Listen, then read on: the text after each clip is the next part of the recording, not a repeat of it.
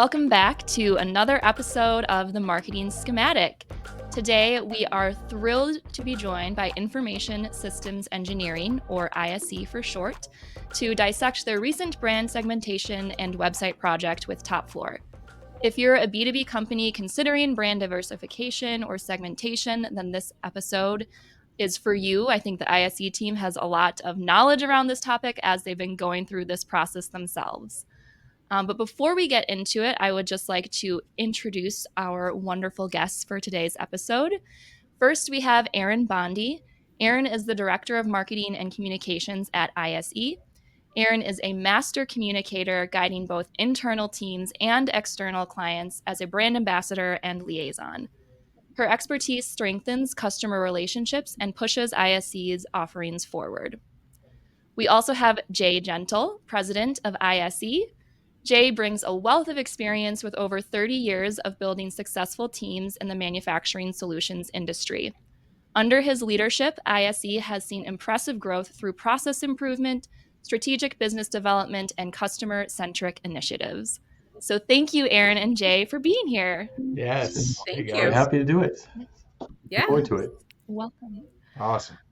So we're just going to go ahead and jump right in. I think there's a lot to say about ISE and kind of as we get into it, the weeds a little bit more about the brand diversification. So let's just go ahead and start by talking about who is ISE and specifically what you do and how you help manufacturers. So Jay, I'll start with you for this question. All right. I'll handle that one. Thank you. Yeah. No, it's exciting. This is our 40th year that we're celebrating that providing technology solutions that help manufacturers improve their business operations. And when you look at our business, I like to say we have three product lines, but there's kind of two parts to our business. And the first one is built around partnerships that we have with Infor, that's spelled INFOR, for their ERP system known as Infor XA. And our other partnership is with IBM, which is the platform that the Infor XA solution runs on. We're a reseller of both product lines. So we resell the Infor XA ERP system and we resell IBM hardware, as well as provide a variety of services around those two solutions that helps manufacturers. And the ERP system, the Infor XA ERP system, is very specifically built for helping manufacturers. The other part of our business is our own product called MV2. And MV2 is a manufacturing execution system, or MES for short. And what that does is helps manufacturers increase efficiencies in their production area and also provide frontline office people with visibility of what's happening in the plant. In fact, MV2 stands for manufacturing velocity and visibility. So that's the way we help manufacturers, is really with technology solutions that help them increase their operations or improve their operations and provide greater efficiencies for them and results. Awesome. Yeah, I did not know that it is your 40th year. Congratulations. Yeah, wow. That's a big milestone. Yeah, That's huge. Are you guys doing anything special to celebrate or we are. So acknowledge that? this September, we host annually the Infor XA user group. We are the sponsor of their annual conference that we host here in Pewaukee. So we bring all of our employees. Most of our employees are local, but we have people that are not. And so we bring everybody in for that event. And so that Sunday before the event starts, we're getting together at the Golden Mass in Okachi for a gathering and celebration. Nice. Very cool. Yeah, we're excited. Yeah, I think I saw something on LinkedIn related to that, and I was like, I wonder if I can go. And sneaking her way into it. Well, we talked about we go beyond employees to include customers and partners. Of course, you're a great partner, and we'd love to have you there. But we decided to just keep it a family, if you will. Yeah, employees. Totally understand. And their significant others. So. Yeah, that's very cool. 40 years, man. That's a long time. Yeah. Would you add anything to that overview, Aaron, or did Jay cover it pretty well? I think he covered it great. I think one of the other things that makes us really unique and special is not only have we been around 40 years, but our founder, John Van Kempen, he was really, really adamant about making sure that not only our employees really felt welcomed and had a true sense of relationship and partnership, but it's really what led into how we talk to our customers, how we talk to our partners. It's really that encompassing just what that stands for, and then taking that to the next level and what it means for us to have our customers and our partnerships. So it really starts at that foundation, and we continue that to this day, and we really strive to make that an important part of it. Yeah, I love that. It's kind Nice. of like what you want to show, what you're putting out there on the outside is who you are on the inside too, and what your employees get day in and day out. That's very cool. Very much so. Yep.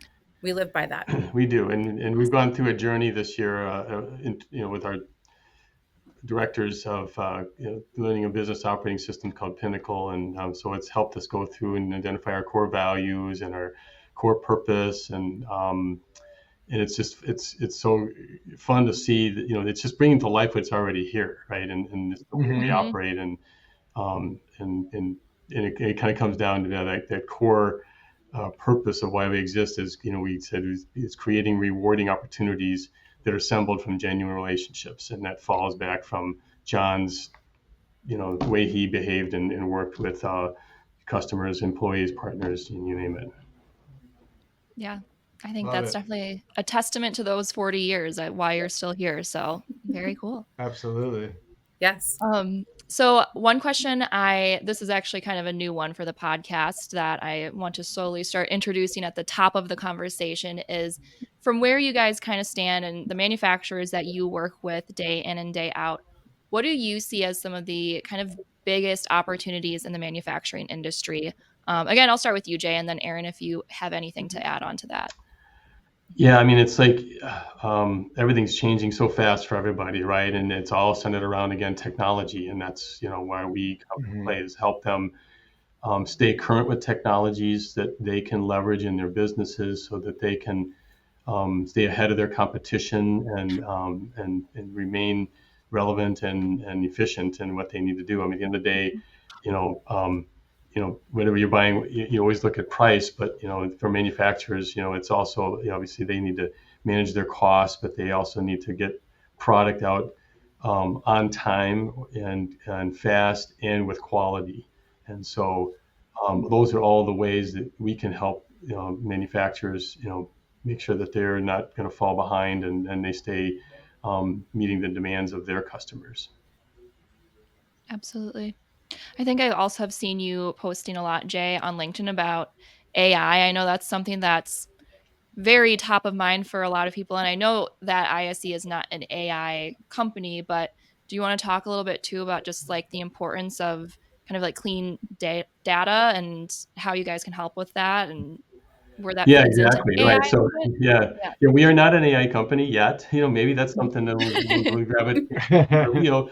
We are definitely exploring where AI fits into our solutions, and it does have a fit, because what our solution to do is they capture data, right? We capture a lot of data, whether it's our MV2 solution, gathering data from production, and that can be coming from human interface, employees recording information about things that they're doing, or even now we're doing a lot with capturing that data directly from the machines. So taking the human interface out of it and capturing information such as piece counts, or is the machine up and running, and we can now do it automatically that way. But all that data right now can become very useful in doing predictive things and telling you where you may have an issue, and being able to get ahead of that issue, and not have something surprise you in terms of whether particular operations running behind, or maybe alert to a production employee they're going to have to start an operation, and tell them, hey, you know what? The last 5 times you did this, you were more efficient on that machine than this one. And so maybe giving somebody some proactive heads up about something that they might be doing. Yeah. Very cool. Anything to add, Aaron, as far as what you see as kind of the biggest opportunities for manufacturers? I think one of the things that we do well as a company, but I think it's twofold is that really listening, really listening to what those manufacturers need, really listening to what their pain points are. I think sometimes we can go into situations thinking we know, but we need to really open our ears and listen to what they are. And I think, it's a two-way street, listening to us and how we can help, and listening to them and how we can help them too. So it's listening. Yeah. Mm-hmm. Two-way street for sure. I feel like that's, we hear all these trends happening right now, Yeah. but it's so much more valuable when you actually hear it from the customer, like what they actually are concerned about, paying attention to. It's so important. So it makes total sense. Yep. All right. Let's kind of start to segue into some of the kind of marketing journey that you guys have been going through over the past, I don't know, year or so. So big picture, and I'll start with you, Erin, for this question. Yep. What have been some of the kind of business development and marketing goals that you've had for this past year and going into the next year? Yeah, I think our biggest goal was really identifying who our ideal customer profile was, right? We're really Mm-hmm. narrowing that down, taking the actual time to do it. We've done it periodically. We've done it kind of halfly, however you want to say that, but we never really focused on it and took the time to really identify it. And we did that. By doing that, it allowed us to look at a better strategy, to look at where we could put more marketing efforts, target certain types of companies, specific, I don't know, descriptions, however you want to call it, just really focusing more in. When you have that and that guides you, it helps build the strategy and it helps put your marketing efforts in the correct buckets. So I would Yeah. say that's definitely a goal that we've been able to achieve over the last year. Yeah. Is that kind of what I know we'll get into probably MV2 a little bit more, but is that one of the factors that sort of led to we need to pull this out and have it be its own thing, its own website, its own branding, so that you can get more granular with the persona that it relates to? I think our customer has changed over time as well. Mm-hmm. Having a company that's been around for 40 years, you have to grow with that company. You have to look at how manufacturers have grown as well. And what you used to do 40 years ago, some of that's still the same today, but some of that has really changed. And when we look at the MV2 product and where that fits and how that helps, that's grown and changed as well. And it's really kind of following that wave down and making sure that you stay on top of that and you're current. Yeah, we're trying to attract a new audience, right? So we've Yes. Right. worked a long time Yeah. in the partnership that we have with Infor and the Infor XA ERP solution.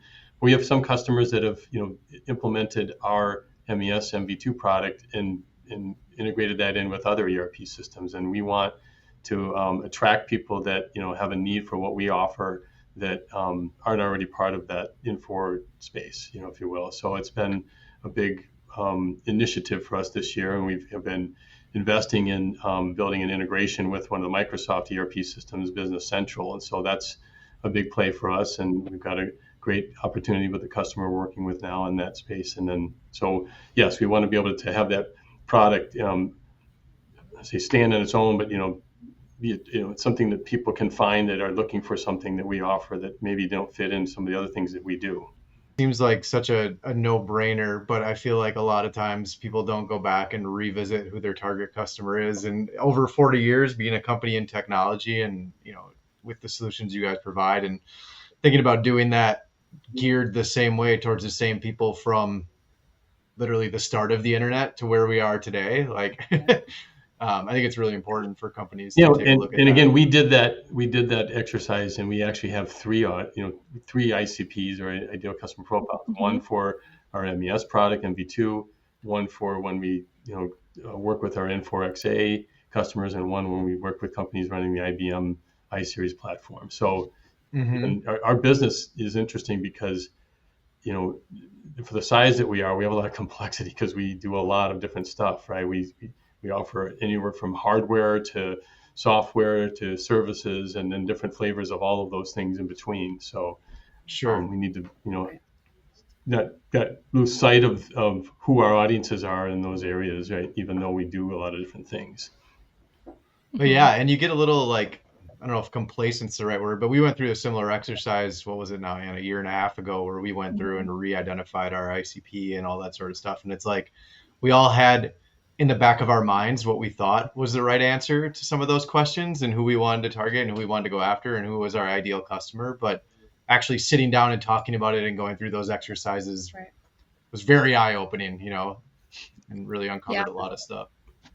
Yeah. And I think too that going through that exercise of identifying your ICP personas and your customers' needs overall, it's not just about developing like, okay, the marketing messaging that you need, but it almost goes all the way back to the product itself. And do we need to change some of our services and offerings? And I think that's a little bit of what happened with MV2 also, is that you kind of you rolled out something completely different to appeal to that audience. So I think that's really important to highlight here too. Yep. As you were going through this process of kind of segmenting your audiences, developing personas, what were some of the challenges or roadblocks that you encountered? I'll start with you, Erin. Ooh, I think reevaluating what we had it for a customer base and taking a look at that and going, okay, which customers did we choose? And I don't want to say choose for the right reason, but chose them based on our ICP. And there's several that we didn't choose based on the ICP. They fell outside of that. And looking at that and using that as a way to kind of dig in and say, okay, moving forward, let's really take a good look at that, and let's not keep making mistakes like that could not only not benefit us, but also wouldn't benefit the customer in the long run. Right. That's a really important eye-opening type of experience. Is what do you just do because it's business and you need to do it sometimes? And what do you do because you need to do it the right way? So it was a good way to really look at, let's do this the right way and make sure we continue to do it the right way moving forward. In fact, another Yeah. part of the exercise we went through in implementing this operating system for our business is developing what we call our business flywheel, which is what are the 5 to 6 things that we do, and if we do them consistently and regularly, right, creates momentum in the business.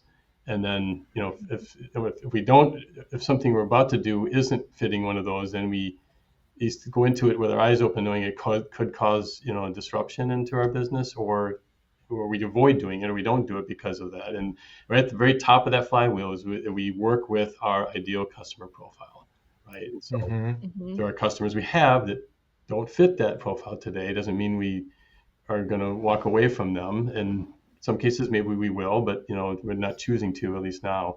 But as we look forward to people that we might want to do business with, do they fit that ideal customer profile for us? If they don't, then we need to challenge ourselves. This is, okay, are we going to move forward? And if we are, why are we doing that if it doesn't fit our flywheel? Right. Yeah. It's a marketing tool and it's a business decision tool, both, right?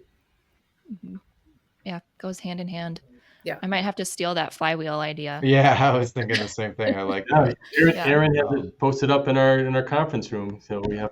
I like it. Will you just snap a pic for me? Send it over to you. Yeah. That's awesome. We do talk about that a lot. Like all of our efforts should be focused on those target customers and who are the ideal customers that we want to work with. And if there's other customers that kind of come along where our processes kind of work well with that type of business or that type of customer, then great, so be it. But I think you had a good point there, Jay. Like we need to be really conscious about if we take this customer on that doesn't fit the ideal kind of target customer we normally work with, what are the pitfalls of doing that? What is that going to cause with the team? Yeah, all that sort of stuff. You said it right. Your team, right? Making sure that when you derail from that, it's a trickle effect, and it goes down, and it can really affect the team and really throw them off to what the next person, customer that comes along that is the ideal customer. It can really set you have to reset everybody again. So it can really throw teams off when you do that. Absolutely. I mean, I think we've all probably been there in organizations or in roles where it's like, I don't know, just figure this out. Like we're taking this customer on, it's money, figure it out kind of a thing. And no one likes that, right? It's like, oh God, what am I doing? Yeah. Yeah. We're That's all, such a we're all great tempted point. by it, We but are. hopefully as a Yeah. 40-year-old company, we've matured to not do that as often. That's Right. I love that word. You're right. Maturity. I mean, maturity is being able to say, hey, is this project or this sale, this is it worth it? Hmm. Sometimes it's not. Yeah. Right. Yeah. Well, kind of touching on something you were saying earlier, Aaron, too, is like, would we be doing a disservice to both our team and their team if they can't grow with us, if we're still on that, like, this is our ICP and this is the direction that we're going to continue to head? Is there going to be a cap on kind of how far along that customer can go with us? Right. So I think that was a really good point too that you brought up. It's Yep. another part of our flywheel. You It grow is. I lasting love it. relationships. Yeah, Yeah. it's So all we want coming together. customers, we have ongoing lasting relationships, and we have, customers that have been with us for 35 plus years, and they do that because we continue to evolve, and our products and our solutions and offerings evolve to meet their business needs and demands and changes. And so, yeah, we Right. take someone on that we can't do that as easily for, right? Then we lose that opportunity to have that ongoing relationship with them. Yeah. Absolutely. One of the things that we've been seeing a lot of, not to get way off topic here, sorry, Anne, is Very a good. lot of our focus this year and a lot of our clients and kind of the prospect conversations we're having are centered around e-commerce and like more of a direct to person model or distribution channel. Have you guys, is that something that you're seeing in your world too? Like is Infor rolling out new e-commerce solutions or trying to incorporate that into Yeah, company? in fact, from that aspect, one of the tools that we work closely with Infor on, and we're the primary partner for, is they have a tool called, the acronym is CPQ, Configure Price Quote, right? So you think Okay. of manufacturers that make complex things, maybe machinery or vehicle, right, where there's a lot of choices and options to how that product can be manufactured. So someone can configure that, and then obviously it can affect the pricing, it can affect how you manufacture it, it can affect a lot of those things. But the kind of utopia of that is to push that out to the customer, let them come online and do their configuration of that product online, and then have that pushed back to the manufacturer, then take it from there and put together the quote or the price and whatever, right? Yeah. So you're leveraging all that data within the ERP itself as far as, customer pricing and whatever else, Yep. material pricing and that sort of stuff. That's cool. Yeah. Mhm. All right. I was just curious because Yeah. we're hearing a lot about it and that's been our Yeah. focus for this year. Yeah, I So mean, I'd say that's probably and the other one is traditional. If you say traditional, e-commerce, but allowing customers to come in and place orders for spare parts or look up, order history and invoices and things online. Do more self-service that way. So, yeah. Yeah, Yeah. huge revenue streams and opportunity for a lot of our customers, especially on the parts side of it and that sort of stuff. So that's what we're seeing too. Yeah. Cool. It's a great question. I want to talk a little bit about kind of the shared project work that our teams did together. sure. So I think I'll just start by asking you, Aaron, to talk through um, kind of what projects we worked on that were able to help in this kind of segmentation, I guess, as you went through this persona, ideal customer exercise, and then kind of the next steps after that, sort of how we worked together. So yeah, I'll let you start, Aaron. Yeah, absolutely. So we did a multiple of things all going on at the same time. We took a really good look at our main website, which was our ISE website, and really looked that over. Realized that our product, MV2 MES, needed to come off of that website and really create its own little microsite so people could really understand what that product was. And we wanted to highlight that. So working together and creating that microsite, taking a look at the branding of it, gave it a little bit new color, um, really kept it simple. And Hmm. because the ISC site is so deep in pages, you can get really lost in there, and we all know what that feels like. None of us like going to websites to get lost in, Right. right? So taking that off of there, keeping it really simple and clean, we wanted to really kind of just give it a crisp new look. That's really what the goal was. And it, amazingly, the process went very quickly and very smoothly.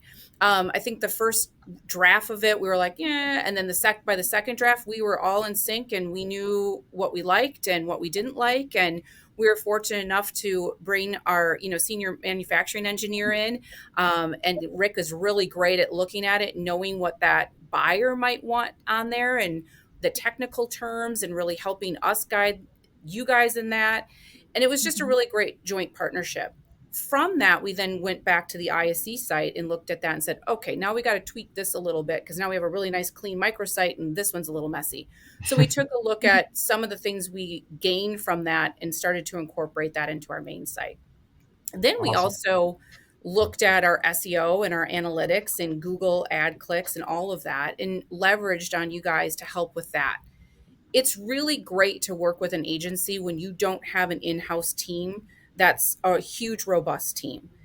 Marketing has all kinds of jobs in it. And when you don't have that in-house, you have to work with an agency in it.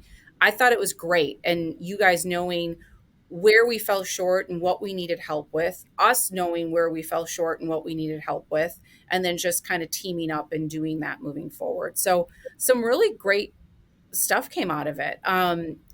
We got a great new clean website, and we got even a little bit of a tweak to our MV2 logo out of it, and we got a new favicon, and we're off to a great start. Credit goes back that way too, because I know Yeah. definitely hearing from the team, and I think I said this in an email to you guys recently, that you were on top of your stuff, and it's really easy to do good work when on the client side we have someone who owns their brand, is very knowledgeable, obviously, about their product and services. And after 40 years, I think you should be, right.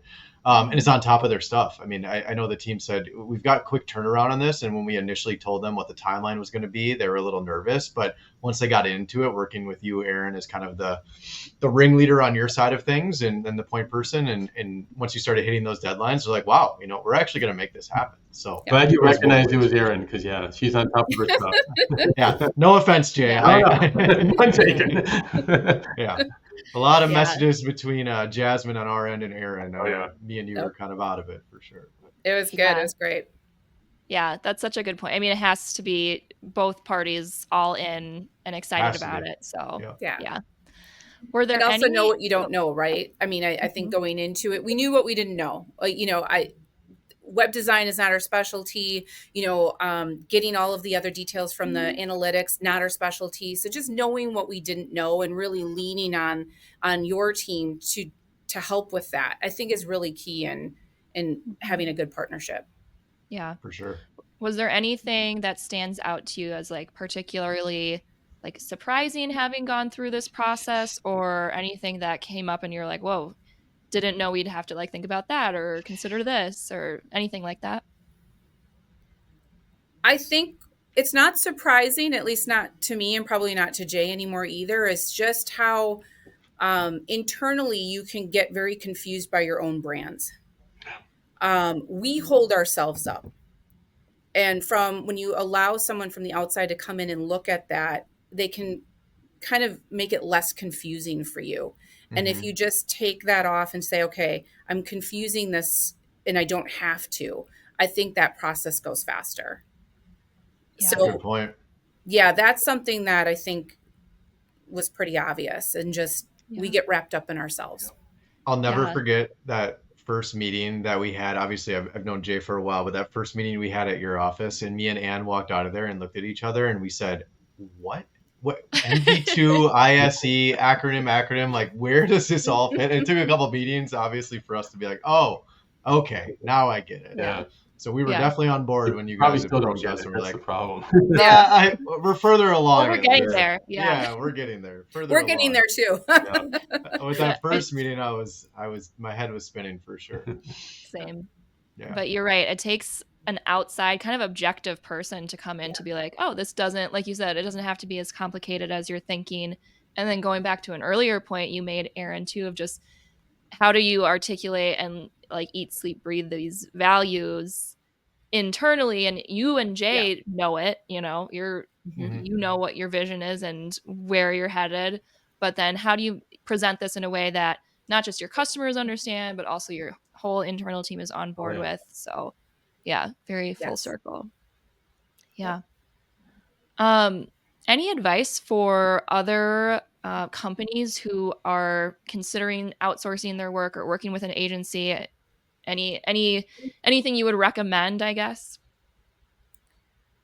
I think really putting together what their final objective is. I think that's, you got to start there. Our final objective in this process was that we wanted a clean, crisp representation of our brand. That was really our goal. And then, kind of strategizing how you're going to get there. But I think that's key. You have to know what your end goal is going Mhm. into a project with an agency, because you can get very easily sidetracked. I mean, all of a Hmm. sudden, I did it too. All of a sudden, I'm like, ooh, I need a whole new ISE website. I need a whole new PowerPoint presentation. I need, all of a sudden, my need list became endless. Sure. And you can really quickly lose the sight of your end goal if you don't go into it with your objective. That's Yeah. such a good point. Yeah, Yeah. and I can To be in imagine on your agreement side, on the end goal. yeah, the other side, your challenge, right, is it isn't it's a fluid thing, right? It doesn't Yeah. Hmm. creating something new, it doesn't exist. It's like, so new ideas come up, new changes come up, and how do we, keep that contained and not let it run Mhm. away on us? So you Right. guys did a good Yeah. job of helping And us, okay, we can help you with that. We can create that favicon, but let's get back to the other thing. Right. Yeah. Right. yeah. Yeah, and determining like what is a right now need, or okay, let's put this in the bucket of nice to have, future phase 2, versus what absolutely is critical to going back to that end goal, the vision you had. This needs to be a part of it. Right. Yeah. That's the Yeah. priority part, right? I mean, marketing, you guys know this, marketing's priorities get derailed all the time. Oh yeah. Everything's a priority for marketing, and it's hard to stay on your list of what's truly a priority and those Yeah. wants and needs. And yeah. Well, Yeah. and the problem is you can always do more. Oh So yeah. no matter what little thing you're working on, you could go deeper. Right. Yep. You could work on it forever, right? Or You do can. yeah, you could do more content creation, more whatever, I'm more impressed ads, with how more much media. Erin can get done with her now team of two. It used to be a team of one. Yep. Yeah. Yeah. And again, it was a lot more going on than just our website. I mean, again, we've got things we're still doing with, other part of the business, not related to MV2 and our other audiences. And she keeps all those things going and they look good. Yeah. They're not perfect, but, they get the job done. Yeah, and just designs office spaces in her free time as well, right? When you guys move. So I do that too. Very true. lots of stuff on that. Lots of stuff on that plate for sure. I love it. That's actually a really perfect segue into just kind of beyond the website and our projects. What else have you guys been working on, whether it's trade shows or other things you're doing to kind of help with this diversification and segmentation? Yeah, we do. We do a lot. So we do 5 to 7 trade shows a year. So we do a lot of trade shows. We have a brand new booth that we just redid about a year ago, which goes right into that MB2 branding and website. And we host a conference here Mhm. in September every year, which Jay mentioned earlier. Um, our LinkedIn, getting everybody up on that, social media sites, it's down to even your YouTube thumbnails, and making sure Hmm. that those are consistent, and making sure that there's brand consistency across all social media aspects, and then your website, your booth, your collateral, uh, your PowerPoints, everything. So yeah, we do a lot to take what we've just done with Top Floor and then incorporate that back into all of our branding. Mhm. Um, yeah, all of it. Yeah. It's a it it's there's a lot. Yeah. It's Well, good. It's good. yeah, it is a lot. It can get overwhelming. It can. I could But see I your think, wheels spinning there in your head Yep. as you're like I'm like, thinking of yeah. more And things. you're Like, like, oh, I could do and that the other actually. those things. too. Oh, Yeah. I got to do that too. Yep. Yeah. Yeah, I think you started at the right place though. I think in many ways website is kind of the centerpiece for Yeah. a lot of other marketing efforts. It's often a first stop for many customers, so I think it makes sense to start there and then let kind of that domino effect into everything else you do. Got Yeah. to start somewhere. Mhm. Yes. Yeah. Now, one of the things you're helping us with now that the site is up is um, developing content that we can, create or push out into different avenues, primarily through LinkedIn. You're making me look really smart with blog articles and LinkedIn posts that talk to the challenges that our customers face and how we can help them, with our MV2 product, and just being, a thought leader in that space. Mhm. You just Yeah. you just outed yourself, Jay. No one knew that wasn't all you. A lot of it is you. I will go on the record for saying. But yeah, I do give a it lot of it is. with help. Yes, for Yeah. sure. Well, and it all comes from your own ideas and your own thoughts. You just have, Right. help crafting it essentially, and Yeah. A little that bit is the ideation. hardest part. Yeah, definitely. What about future marketing plans, goals? Do you want to talk through, Erin, some of the things on your list? Or will that just overwhelm you? Is that traumatic? I think, rather than the tangible, it's really just the knowledge of marketing. I think what we've been getting better at internally with our staff is leveraging marketing tools. So when you look at things like Zoom Info, when you look at, marketing um, automation tools, LinkedIn, social media sites, what's great about being a 40-year company is that we've been around for 40 years. What sometimes can be a challenge to that is that we've got a lot of generations that work within our four walls that we're teaching the trends of marketing to. And the trends of marketing change every day, I want to say, literally every day.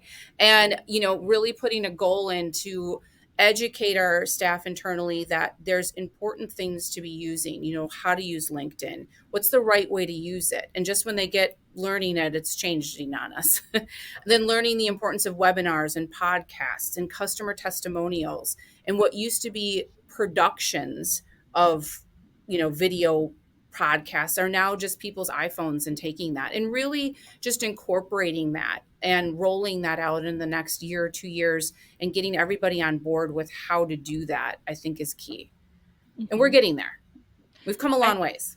Well, I think you're way ahead than a lot of companies are because, I mean, even I would say just top floor, we had our like LinkedIn training event maybe a year ago or something like that, but we hadn't done a LinkedIn training as a company, in years probably. Right. So I think the fact that, and we're a marketing agency, so we should be. So I think the fact that you're thinking about that and, trying to break some of those molds is really important, and looking at some of those other content formats for sure. Absolutely. Yeah, just getting out of what's the old way of doing things and into the new way of doing things. When we talk about, who we are as a company and how we do business, it's right there. Those partnerships are so important, getting out, networking, partnering, having those conversations, not hiding behind email, not hiding behind, segmentation lists, really instead engaging and getting out there. Trade shows for several years were not a big deal. They're starting to be a big deal again. And I Yeah. think it's just that genuine connection. And like I said, it goes back to who we are as a core company. So it's working Yeah. in For our sure. favor. Yeah. I think trade shows and just in-person events went through when, that COVID period, people were like, do we still need to do this kind of stuff? Yeah. And I think that I guess like hiatus really showed to people how important they actually really are. Yeah, Um, yeah. for sure. Yep. Mhm. Especially the Definitely. whole I don't know if you guys attended any virtual trade shows, or you probably tried to put them on or do a couple Yep. of those. That was a weird time. It was a Yeah. weird time. That was tough. Yeah. Yeah. We really Yeah. gave Zoom Info a run for its money, or Zoom, not Zoom Info, just Zoom in general a Zoom. run for its money. They Yeah. had to change all kinds of stuff. Oh yeah, Oh for yeah. sure. They were not expecting that. But they were happy about it, I'm sure. Oh, yeah. They Oh sure yeah. are. Oh yeah. Oh yeah. Yeah. No, it just Absolutely. wasn't the same. Yeah. Right. And I'll throw in here too that we're going to be at the same trade show as you, the Yeah. assembly show, Yeah. and we'll Kind be of right next to you guys. So Yeah, I'm that's very great. excited. sidled up right next to you guys. Yep. Maybe we'll have this podcast episode playing on our TV. So There you go. Yeah, they can meet There us you in go. person. yeah, I like it. I Aaron recognize can bring you things. new colors to wear, and Yes, Yeah. don't wear blue. I'm just going to tell you right now. I know it's all we love have. Awesome. Any other, I guess, before we kind of wrap up, any other final pieces of advice for marketers or business developers in the manufacturing space or B2B space when it comes to whether it's brand segmentation or improving their digital marketing presence? I guess lessons learned that you've learned over the past year that you would share or advise others. Yeah, I would definitely. I like to use my shoe analogy. It's really important to have a closet full of shoes and really look at those and determine, you know what, I'm just going to go ahead and throw these sparkly ones on and wear them tonight, and really not worry about if it's going to work or not, or if it's in trend. Just really taking the risk. I think all marketers just need to take risk. You can follow trends and you can follow things and go, okay, I think that's what I should be doing. But if you just go ahead and try something different and new, maybe you didn't think your company should be on Facebook, just try it. Maybe you didn't think that they should be doing TikTok, just try it. It's really about just taking the risk. And I think that that's a really important thing for marketers right now, because the buyer is just really different.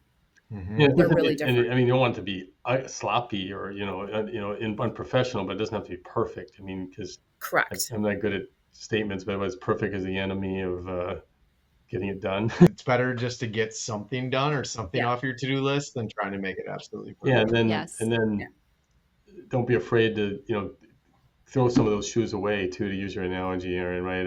Right. If they put them on and they didn't work, all right, let's move on. Let's not keep trying to wear them again. Yeah, they hurt your feet all day. Yeah, for sure. Yeah, that's a wonderful analogy. I'm going to start using that. It's so true. I mean, my saying is progress is better than perfection, because if you wait for perfect, you will never ever get anything done. Might as well try it, and then you can iterate later or make changes later. I have to remind myself this daily. So you said it totally relate. Because even when you get something out there that you think is perfect, you're still going to change it anyways. So why try to wait for it to be perfect? Yeah, exactly. Okay, final question that I have for you, and I'll start with you for this, Jay, kind of going back to manufacturing specifically.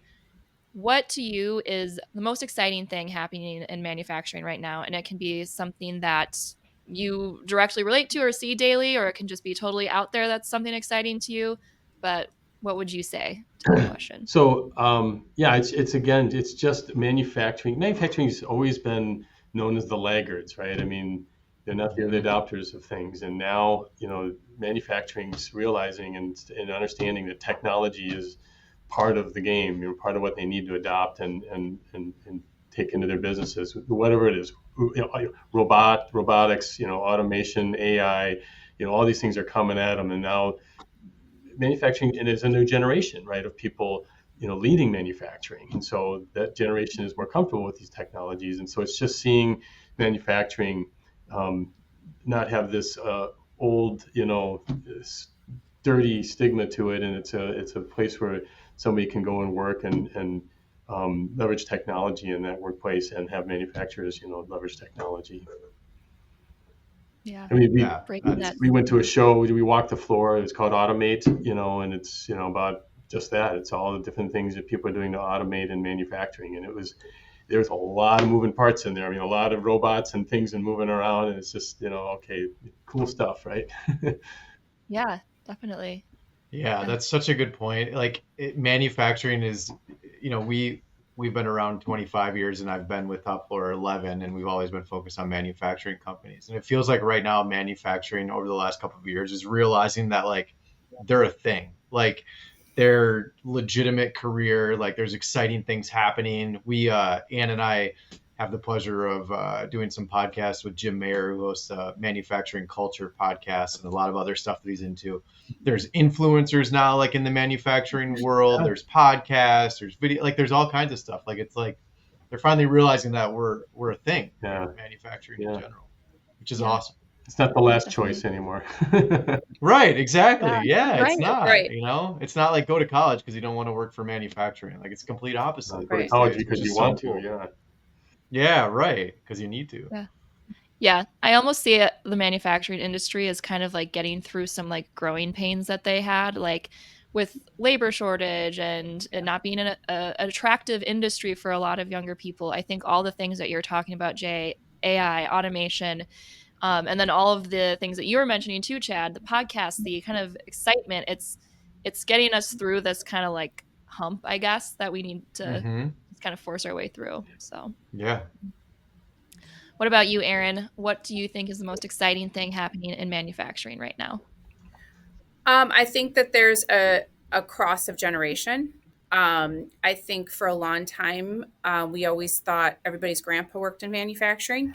Right. Maybe that's just my generation thought that, but we're starting to see that now there's like this cross of generation in it, and the young are getting involved, and they're bringing that technology in, and they're teaching, across the way, and it's just I like that. I like the fact that there's just a cross generation now in manufacturing. So I think Yeah, that's really great. Yeah, absolutely. absolutely. Awesome. Well, those are all the questions I have for the two of you today. You made it. Was this your first ever podcast? Yeah, this is first ever for me. Yeah, It was easy and painless, honestly. Good. I'm Awesome. glad. Yeah, you guys did Yes. great. yeah, it's You're going to good. be invited on a lot of other podcasts now, I'm sure. Yeah, the floodgates are open Oh for boy. sure. Thank you so much. And then as far as best places to reach the two of you, I'll include your LinkedIn's in the show Okay. notes. Okay. So if you're listening and interested in following along Jay and Aaron, that's the best place to do that. Anything else you want to mention? Any trade shows that you're going to be at soon that people could come find you or see you? Yeah. Yes, we are. We're gonna be at several trade shows. So we're at IMTS this year, which is in Chicago. Awesome. That starts September Nice. 9th. We have a show here that we do locally in Pewaukee. That's in September as well. And then we go down to San Antonio, Texas for the Microsoft Community Summit. That is in October. And let's see, what are the dates are those? Let me see. October 13th through 17th is San Antonio for the Microsoft Summit. And then we come back up to Illinois to do the assembly show next to you guys. Yeah. And that's in October as well. So yeah, we've got quite a few things A coming lot up going as well. on. We're Very excited. cool. Very exciting. I'm not sure everybody that's coming to the booth will be excited, but we're excited. I We'll think be I, excited. I think trade shows are so fun. I love going. Yeah, It'll be a good time. By November, Yeah, they'll be definitely. worn out. Yeah. Yeah. By November, we'll all be napping. Very Yeah. true. Well, then it's the holidays and you can take a nice long break. That's right. Yep. Awesome. Well, thank you guys so much again. And yeah, we'll talk to you All soon. right. Thank I'm you, sure. Ann. Thanks. Sounds great. Appreciate it. Thank you very much. Thank you.